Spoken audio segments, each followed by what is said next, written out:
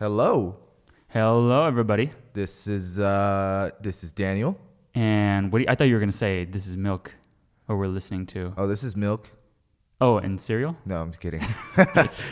Oh, yeah, this is Woody Landeros, too. Okay. So this is Milk and Cereal. This is our new business podcast. Yes. I don't know if I should have said new.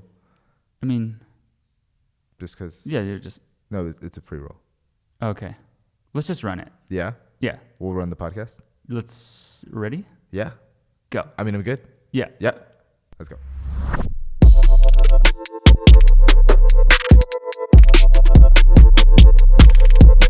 And run it. Okay. So, Great. today's topic is the time Santa did Coke. Ooh. Okay, so that's probably like a really confusing title. It's clickbait. You want to explain what it is? It's clickbait. What we baited them through? Okay, so not last week, but 2 weeks ago, we talked about Coca-Cola creating the image of the modern Santa. So we did our research. Yes. 10 minutes before we started recording. I've got like one note down. I got a good idea of what happened. Yeah. A little bit. You know more about it. I read it. I thought I knew more, but I guess I knew less. Yeah. There's a lot of names. And this is just about Santa Claus and Coca-Cola and how your business can influence culture. Yes. If it's big enough.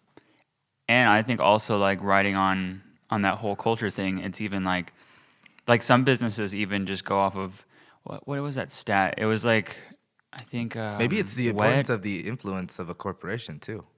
Yeah. Also like Rebecca was telling me that she used to work for Wet Seal.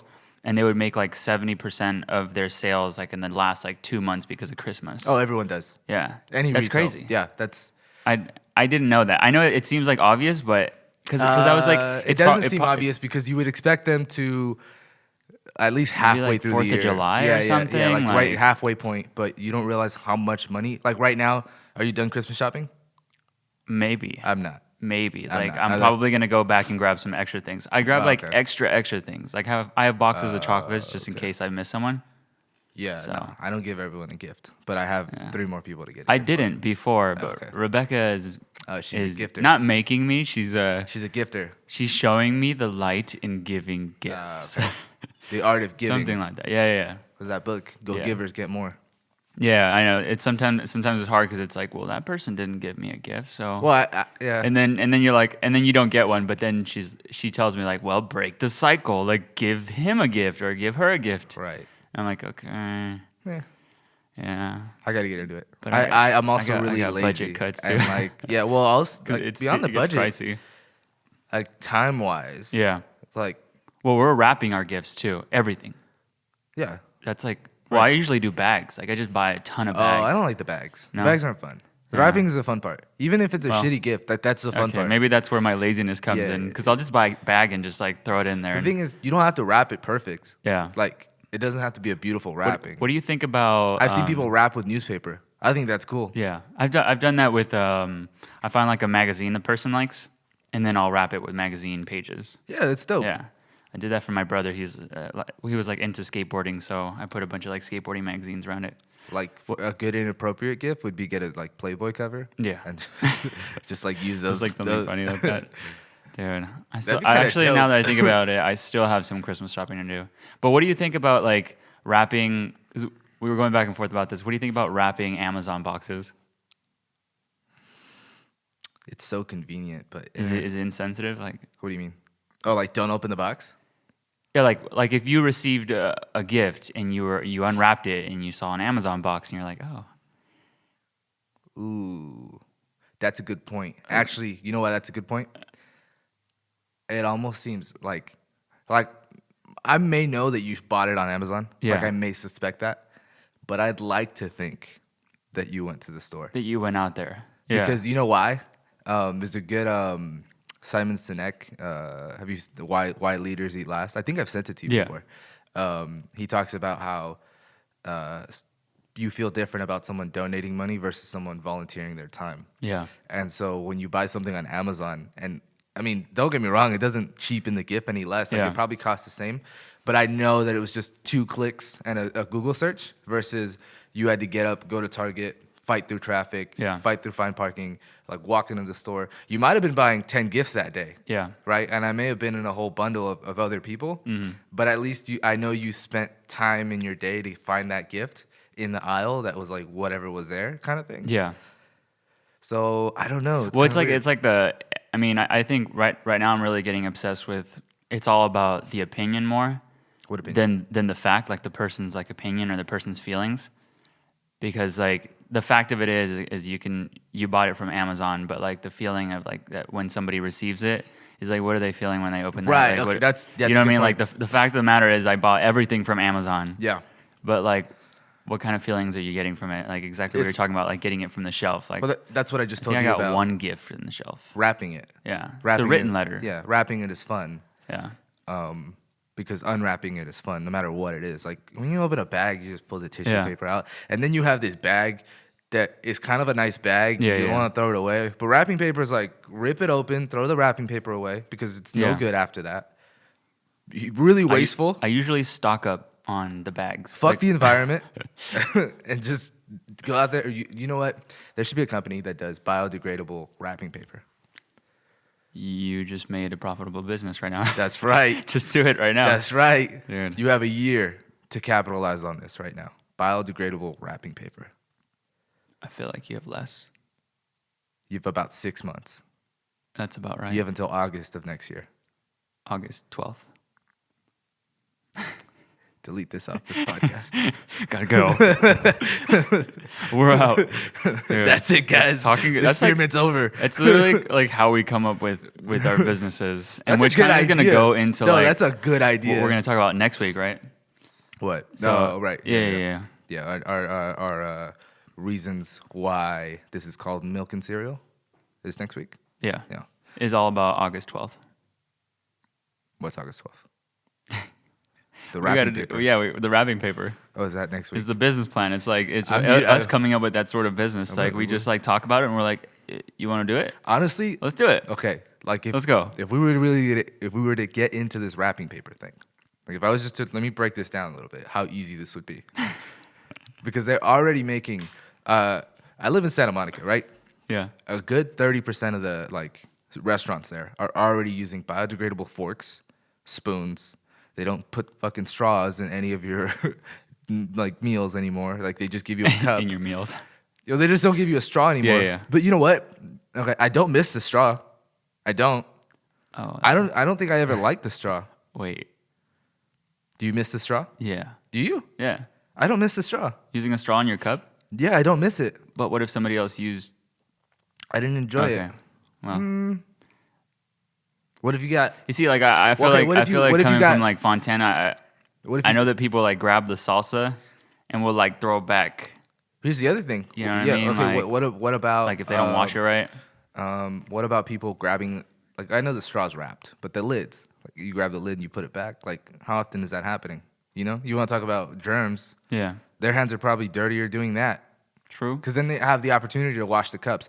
And by the way, you go to a bar, they're not going to give you a straw to drink your beer. You wouldn't drink your beer with a straw. You're right.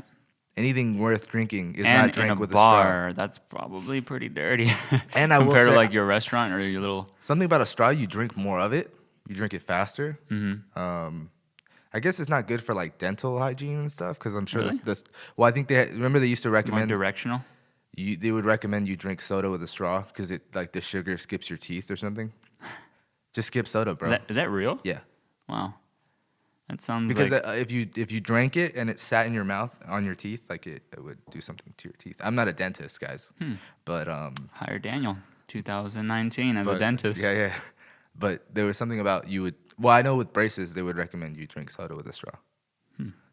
I think I've heard of that one. It's kind of stupid That's- though. Like the joy of soda. I wonder is like how drinking much it without the it straw. really helps. Like is it like point something What? of a percent like that it actually helps or it's actually of a difference? I mean, Or is it like a big deal? I don't think. Well, I guess how much soda do you drink? Yeah. You know what I mean? If I only drink a can a year, I haven't drank soda since like I think it's been 8 years. have you had a sip of like random? I've had a small sip, but whenever I have a sip, I'm kind of weird. Like I'll spit it out. Oh, really? Yeah, Okay. I don't like the fizz. Because I'm not a soda Like guy. I I had don't like go. a weird I'm a soda lemonade drink, guy. and I You just drink like lemonade? lemonade, dude. Yeah, I'm a lemonade guy. Pink lemonade. But you know that's like iced tea, that. There's just as much sugar in that stuff. Kool-Aid. I'm not a big Kool-Aid guy. No, No. Fruit punch with it. Tropicana fruit punch. it's a bit too This heavy is not for a me. sponsored ad. Tropicana fruit punch. What about Fanta? Ooh, I read a good article on Fanta. Next That maybe we can podcast. get onto another. Yeah. Well, it's a good video on it, on the creation of Fanta. I don't know if I want to do a podcast on it because No. there's a really good Vox. I think it's either Vox or Cheddar. Well, One of Vox the- is so good at like covering topics. They did a really good video So on the discouraging. creation of Fanta. So I'll just give it to you right now. Yeah. Because it's not going to be a full podcast. Because Search it up. they did it a lot better than Look I it up. did. But basically, the gist of it, which is goes back to what we're talking about today, the Coca-Cola Company. Yes. During World War II, obviously, there was a ban on American products in Germany. So Coca-Cola, or I don't know if it was a ban, but there was like an embargo kind of thing going on. Mm-hmm. So the Coca-Cola Company in Germany, the Coke supplier and manufacturer there, didn't have the ingredients necessary to make Coke there. So they created Fanta to basically offset demand and create a new product that they could make in Germany. And then after the war, it eventually just spread to the rest of the world. I actually thought it was like a Spanish drink. Well, that's kind of with Coca-Cola too, right? They had they switched it to like Well, they took the Coke out, which is all the fun. soda drinks, right? Yeah, because it was invented by a pharmacist, and Right. he created many drugs along with Well, with his it used to be his best line Coke. you wouldn't no, that's why it was Coke. Yeah, but yeah. you wouldn't drink Coke on Sunday. Or no. Was that it? Was that the thing? You wouldn't drink Coke on Sunday? I think. They treated it like beer at first. Yeah. Yeah, I know they treated it like beer, and that's what it kind of Well, like 'cause it changed had a Coke bunch. in it. And it's crazy that they like, well, that guy never made any money off of it. You know, I think he was only alive like while the company was standing for like 2-3 years. He made money. He made a living. I think it was like He 9 did- cents. He didn't make the global presence that he was. No, I don't think he made Oh. the guy that like the soda invented fountain. it. Yeah, the like the place. guy that invented like Right. the whole thing. was in a But then pharmacy. somebody else like took over it, and then it like boomed up. You know, then That's- they made a bunch of money. That's like the founder. Yeah. Yeah. The person that decided to say this is going to be called milk and cereal. Right. But maybe we're not the ones that made the money. Yeah. Bummer. Well, But the wrapping paper idea. dude, that's a good idea. All you have to do, okay, because back to my story. Let's do it. We find a company that makes biodegradable products. We ask them, could you, in theory, make biodegradable wrapping paper? What would that cost, and how can we get it similar to the price of current wrapping paper? I feel like Target would buy it. Target would absolutely buy it. Target has been getting pretty wild with some of the things that Target would in their buy Christmas it, section. But you know what we could do? Talk about this off air, but reach out to certain like retailers in certain areas that are cautious about their biodegradable intake. I like how you're saying in certain. He's got a head bobble from left to right. You can't Areas. give them like the full description. Yeah. Because you know if they hear their names, they're gonna shut down this podcast. Yeah. They're gonna but- be like, "Oh, whatever. yeah. That's not me." That'd be a good idea. Yeah. Biodegradable wrapping paper. Yeah. That's the future. Have you seen the The environment biodegradable like cups? and fitness. Would you take a no straw in a restaurant if they gave you a nice biodegradable cup made of gelatin or something? Not gelatin because that'll disintegrate, but like off of something that could just fall back into the earth. But yeah, I would. I don't mind what cup I drink out of. You know, Even if I have like 10 minutes to drink it and then it There's- just starts dissolving. to me, the Starbucks thing was huge because like that was like the one company I thought about when I thought about straws because they had the green straw. Yeah. That was it though. Like I didn't think about McDonald's or any of that other bullshit. Yeah. Yeah, McDonald's has Starbucks would be a good place to do it. In and Out. I has a think pretty iconic Starbucks straw. has a lot of room to grow with I guess like their environmental portion of things. I think they can really capitalize on their clientele because like I feel like a lot of people from Starbucks, They're already yeah, super earthy, yeah, conscious. mm-hmm. All right, let's get back to Santa. Yes, Santa Claus, and the title was The Time Santa Did Coke, and we're talking about how Coca-Cola Influenced. maybe didn't. No, they did. They did? They didn't create. I think someone on the So internet said they no, didn't no. create it. Well, Coca-Cola themselves said they didn't create it. Okay. That was what I was reading. Okay, then that's probably they probably did, but they're not trying to say it. No, they said they didn't create it. So basically, they did influence the current image of Santa. Yeah. So what the article was saying is prior to 1931, before Coca-Cola did this massive campaign using the Santa image that we know today, Santa was portrayed as an elf in some cases. Sometimes he was portrayed as a skinny guy from Denmark or wherever the hell Saint Nick is from. Yeah. He wore various colors. They didn't invent the color red, which I thought they did because that was their brand's colors. But I guess in 1931 they weren't. I don't know if they were necessarily red and white at the time yet. Like hard set on that branding. Yeah. But obviously they picked the red Santa version to go with their Coca-Cola. That made the most contrasting sense. But I guess the original image of him being like jolly. Yeah, I was looking at old photos of him. And he's like super skinny, super tall. Right. He was wearing green. Right. Like his bag was sometimes ripped, and the elves were like pulling toys out. Yeah. It was a little creepy. Yeah, they it's portrayed pretty creepy. Santa as the guy that writes letters, reads letters to kids, big jolly guy, the like standardized image of him. But they did influence it though because there was various versions of Santa. They just picked one. Yeah. So they may have not created it. I think also the most iconic like looking Santa, like when it comes down to even like modern time, you really imagine that Coca-Cola Santa. Yeah. You know, holding the Coca-Cola, smiling. Yeah. You know, that's the Santa Claus I see. Kids in school, you ask them to draw Santa, they're going to draw the Coca-Cola Santa Yeah. or their best version of that. Yeah. That's amazing. Unless if somebody really did come down the chimney, and they'll probably draw the old Santa. You know, though, like, I'm thinking about it, like, practicality-wise, like the Santa that we draw, the Santa that we know, is not very practical. Because he's large. Yeah, it doesn't make sense for him to be big to fit down a chimney. Yeah. Like, why would you wear red if you're trying to be discreet? Maybe they were trying to explain like how many toys are in his bag. Because I can imagine Santa carrying The red? like 100 toys. Oh, I'm still talking about the largeness. Oh. Like how fat he is. Like Yeah, he's fat. I could imagine like the skinny guy, Buff Santa. like He's sick. dragging. Rip Santa. He's sick. I can imagine like skinny Santa like dragging along the toys. The real Santa does a line of Coke and then I'm off to start the night. He's like Popeye. Oh. Yeah. So no, I guess it was just Coca-Cola's influence on Santa. So what do you?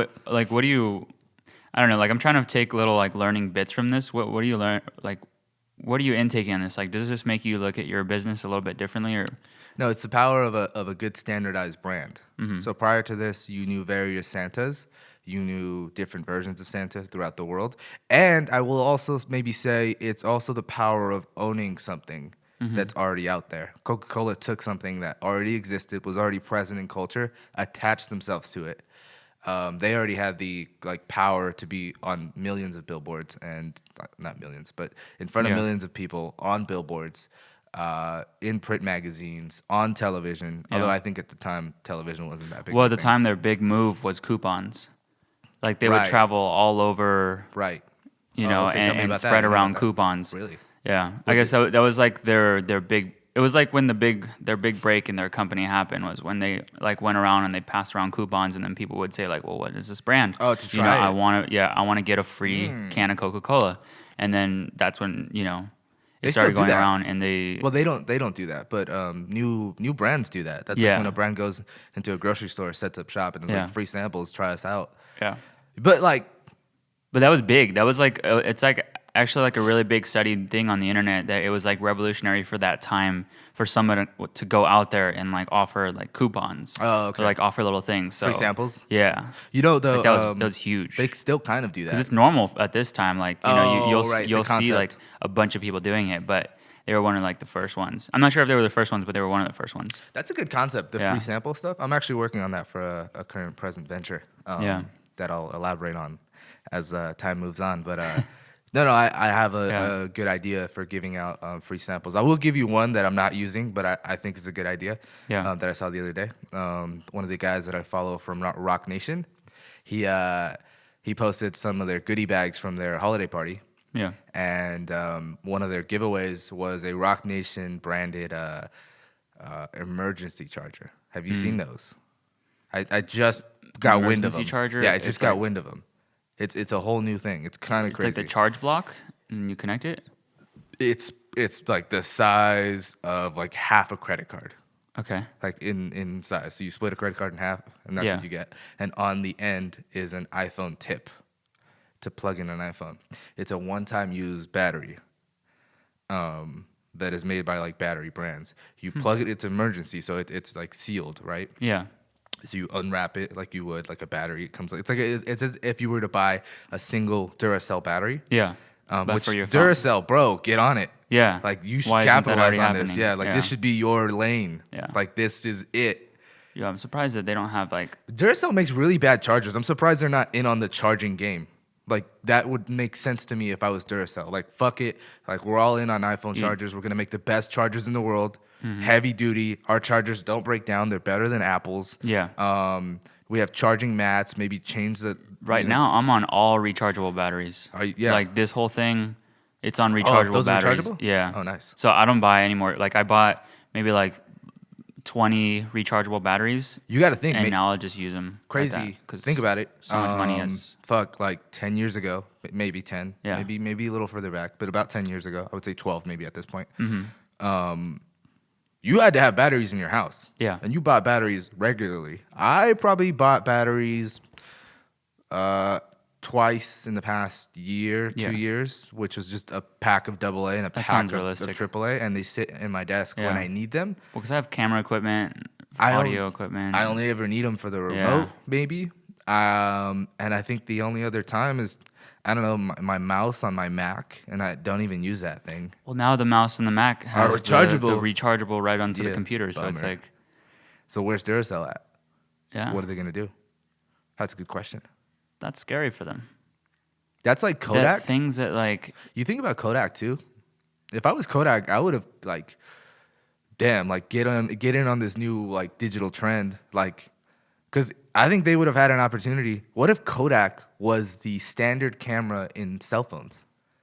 What if Kodak was like, we make the best cell phone they're cameras? just not adapting. They didn't adapt fast enough. But what if they were like, we make the best cell phone cameras? And then Apple was like, that would have been a feature. Like Apple could have been up on that presentation stage Yeah. and been like, yo, our new phone features the latest Kodak camera Dude. in micro form. Like that would have been such an I opportunity. don't even understand how Kodak missed the point of like because they didn't understand their business. what is that the photos where like you click it, you print it out, it like already happens. Those like Polaroid. yeah, those Polaroids. Yeah, but I would say that they were both competing at the same time, and Polaroid got the technology first. And yeah, so- but they're not even like why they didn't it's capitalize not even on it the now. in the store. Like they should have that at Albertsons already, Well, you know who or maybe they have, but No, maybe they Albertsons They needs, don't. But needs that's to get on it. Polaroid went down in sales, right? Fujifilm came up, because that was a market they hadn't entered, so they didn't have this large scale. Yeah. Polaroid had to shut down all its factories. Before they shut down their last factory, there was a group of investors that bought the chemical plant that made the Polaroid film. And they made they owned the last factory that made Polaroid film, and that was the Impossible Project, which I think you may have heard of. No, you're trendy, you're hipster. No. No, Okay. Well, for a while there, for about I don't really read much. 3 or 4 years. Well, no, when you would buy a Polaroid film for a Polaroid camera, if you wanted to use it, I think from the years 2009 to about 2015, Yeah, no, that I wasn't- 6-year window, if you wanted to use a Polaroid camera, which is still kind of trendy, and they still Yeah. had them, the only way to either have Polaroid film was to buy some that wasn't expired and hope that it worked, or buy it through this company called the Impossible Project. yeah, Right? The actual Polaroid company stopped making Polaroid altogether. They still existed, but they were trying to get into this digital realm. But it was too late. yeah, The game was over. The show was over. Yeah. You lost, right? So they're failing as a company trying to restore themselves. So they got rid of their best division, which was these cameras, these trendy cameras that you found in Urban Outfitters or whatever. Yeah. So then this small company, Impossible Project, is making film for Polaroid cameras. They're refurbishing old Polaroid cameras. They start making different versions of the film. They make black frame, gold frame. Yeah. Like this one comes out blue, this one comes out red. They just get real experimental with it. So there's different versions of this film. And then this trendy little kind of hipster Polaroid they thing sell comes it at up. Urban Outfitters, right? Well, let me tell you. I think I have one. Yeah, yeah. Let me tell you what happens. Yeah. So they're thriving in this market that Polaroid let go. Then Polaroid is declining because they're trying to make computers and tablets, and they thought they were a technology company, which they were, which is the same thing with Kodak, is my point. They thought they were this technology company, but they couldn't keep up. They didn't have the research and development department. They didn't have any of the proper things that like Apple and Google and all these other major companies had. So they failed. Yeah. Filed for bankruptcy, have to sell all the company. Last thing they sell is their name rights. Who buys their name rights? Same company, Impossible. Impossible Project. Wow. The Impossible Project buys the naming rights to Polaroid. So now you have today, there's no more Impossible Project. There's no more Impossible. The only thing you have Impossible now is the Impossible Burger, that meatless product. But now you go to Urban Outfitters, you can buy Polaroid Originals. That's the name of the current. So I think Polaroid itself still exists for whatever reason. But Polaroid Originals is the renamed version of the Impossible Project. So now you can buy a Polaroid camera. And while the Impossible Project was making refurbished cameras or refurbishing cameras, they were also making their own version of a camera that could use their film, because Polaroid wasn't making new cameras. Yeah. So now there's actually, which I think a friend of ours bought recently. He posted it. I'll tell you later. He posted. I'm like, who's this? He posted he just bought a Polaroid camera too, like the new one, the new Polaroid camera. No, it's Sterling, but yeah, but it's the new version of the Polaroid camera. So the Impossible Project is now producing new Polaroid cameras with this Polaroid film. So the Polaroid company is back, but not through the original regime. It's this new regime that rose in where the old regime let go, and then eventually maintain themselves because they were the scale that needed to be to currently exist. Yeah. The old guys falls down. They have to sell the naming rights to stay afloat. Naming rights go to this new company. There's this whole new Polaroid company that lives off the nostalgia and like glory of the former company. Dang. That's crazy. Yeah, good story. I would say it's luck, but that's like That's not luck. Crap ton of like preparation and like Yeah. dedication that they had to do. Well, that's also like for them to even have that like slot to buy that. Yeah, that's Like, them it's a seeing big the deal. opportunity. Yeah. Like, oh, okay, we could buy this and we can manufacture it. And then I think I wish I could see. It's a good story on scale. Yeah. Because the big Polaroid company didn't have the because they had so much overhead and because they were so big, they didn't have the ability to maintain that business. But a new startup company, yeah, we'll take the machines and we'll run it to whatever we can. And they're at a smaller scale. They can survive, which is a good example of like when you see a bunch of stores closing, it sucks because that's bad on public perception. Everyone thinks that company's going out of business. So you're just like, shit, it's over. Yeah. There has to kind of be a way that you can maybe scale down, because scaling down is a tactic of business. Yeah. Without losing the public. Also, that startup company has to have like a lot of optimism and a lot of like super goal orientated. Like they had to. Well, it wasn't like even it's that, hard though. to even see someone like Sears and then want to make like a company like Sears. Yeah, you can't make a And then Sears. be like, you can't make a Sears, but you can make like today's like a modern day like Sears. You can make like, Amazon. you know what I mean? Yeah. So Amazon's the current Sears. well, there you go. The people that And think just that like a Amazon Polaroid, can't be like- taken down. There was a point in history where Sears could not be taken down. Like records, dude. Oh, records are amazing. Records. It's like it's all over, but now like some like new company has that sort of vision to come in and be able to like capitalize on the fact that we want to go back in time and want to enjoy these records, and then they're gonna make something super modern and not like huge and boxy, because like the old record record players were like huge. If you notice, when that nostalgia thing kind of came back and they were making records, only a few artists did them, right? Now it's a staple. Now it's a standard thing to do. Make Yeah. a record of a new album that comes out. Yeah. They don't make CDs anymore, but they do make the record. The plants that were pressing them, there was only a few of them left in the country. So when an artist wanted to put their album on a vinyl record, it took months for it to come out because it was hard to find the vinyl, find the pressing plant. You slowly start to notice now, though, that they kind of come out simultaneously. Yeah. And that's because the plants like not only did the old ones stay afloat, but new ones are coming up in order to like meet that demand, which is kind of cool. That'd be dope to have this like the first 10 podcasts on a record. Yeah, that'd be a cool. Dude. Yeah, it'd be a cool idea. Or even like just the first one. What? It'd You're probably just be limited just in the first technology. one. You're limited in timing. You can only fit like I want to say 40 minutes on one side. So then our first podcast. Yeah, that's it. Hang that up in here, dude. Yeah, That'd be that's it. sick. I wonder if there's a company that just does like singles, like single records, like one pressing. If there's a way to do that, I'm sure they'll do it. I think the only way to do that If you have would money. Yeah, well, could do because you had to anything. make the plates. Yeah. But I think the only way to maybe do that is to use some sort of engraving, like program. Mm-hmm. Would be kind of cool. Or you can chop up the songs and then have like little to no space in between them. No, but I mean to manufacture the record, For like the podcast? just in general. If somebody wanted to manufacture a record, Oh, okay. you have to make a plate, and you have to produce 1,000 of them to make the plate worth it. I see. But I think Okay, there I got might be a confused. way to just make one. I see. I thought you meant one track, like one song. Oh no, they do that. Okay, where we at? We're at 30 minutes. We're at 30 minutes. We Beautiful. actually made it. I didn't think we were gonna make it. Yeah, we didn't really talk much about Santa Claus, but hey, Hey, this was clickbait. yeah, You got clicked. baited Baited. it. All right. Well, we're done here. Deuces.